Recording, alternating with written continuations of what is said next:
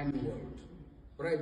Now, your transformative leader is a leader that's going to have an ear from other people.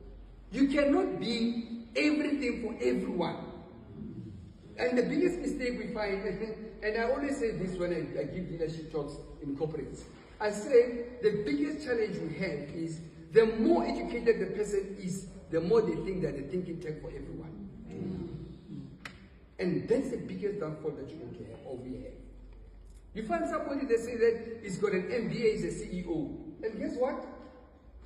They don't want to listen to anybody. Right? I had a talk with one of the guys, and he said to me, just during this leadership, and he came to me privately and he said, you know, I'm going to tell you something very embarrassing. You know, we were once sitting in a meeting, and one of my subordinates wanted to argue with me.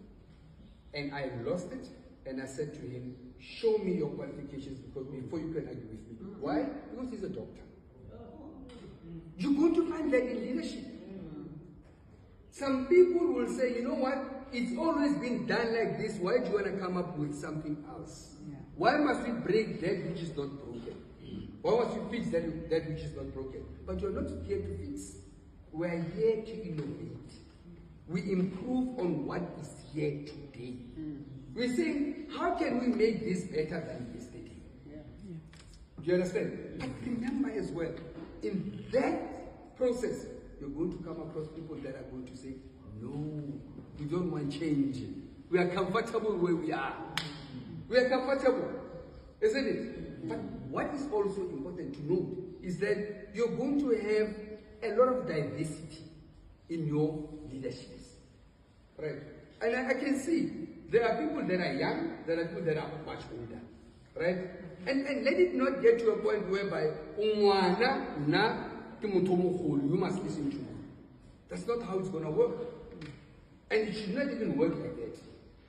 You understand? But be mindful of that there are generational gaps. I'm 56 years old, right? My daughter is 25.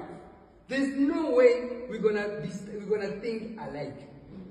You understand? And I would have my own thinking of somebody who was born in 1969. But guess what? She says to me, but that's not how we do things now. This is how we do things.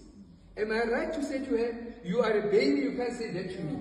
You can't. But that's what happens in organizations.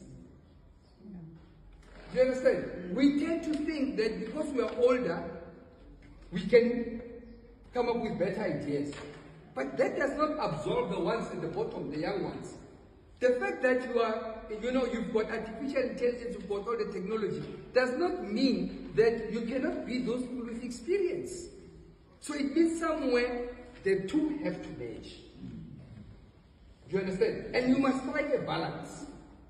Because you cannot have one over the other. You know, it's like you've got this body, and you've got an S and you've got an ox.